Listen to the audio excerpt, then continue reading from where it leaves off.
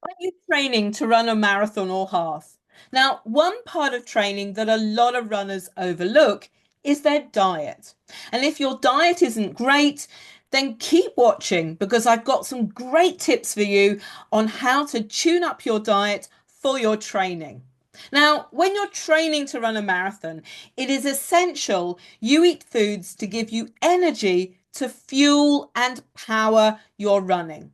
However, knowing what to eat to give you energy, when and how much, is one of the biggest struggles a lot of runners have told me they experience during their marathon training.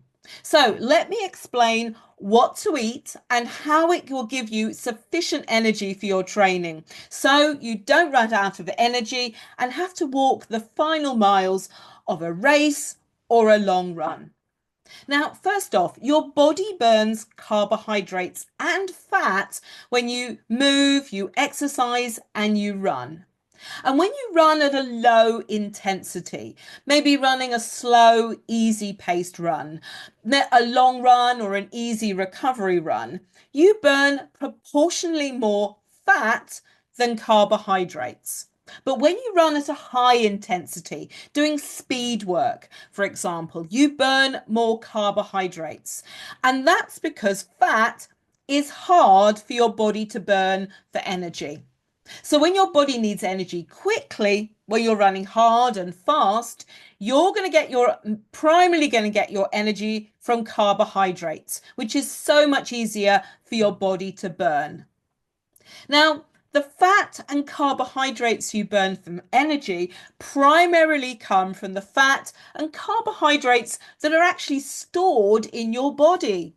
And as an ordinary runner, you've naturally got enough fat stored in your adipose tissues to fuel hundreds of miles of running. So you don't need to eat any more fat to ensure you've got energy available for your long runs. Your body also stores carbohydrates as glycogen, and it stores glycogen in your liver and your muscles.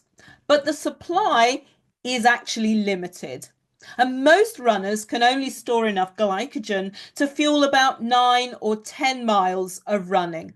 So, if you're going to go out on a long run, you'll want to make sure you've eaten plenty of carbohydrates to fill your body's fuel tanks beforehand.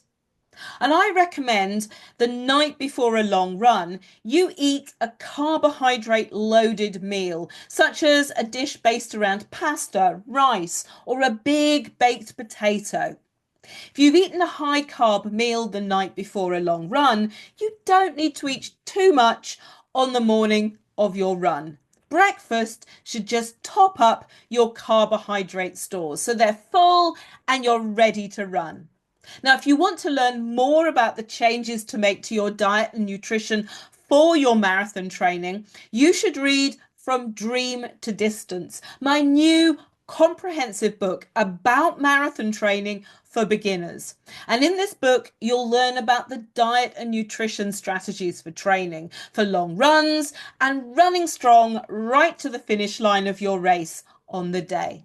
Plus, when you purchase From Dream to Distance, you are going to get my diet and nutrition for marathon training masterclass as a bonus.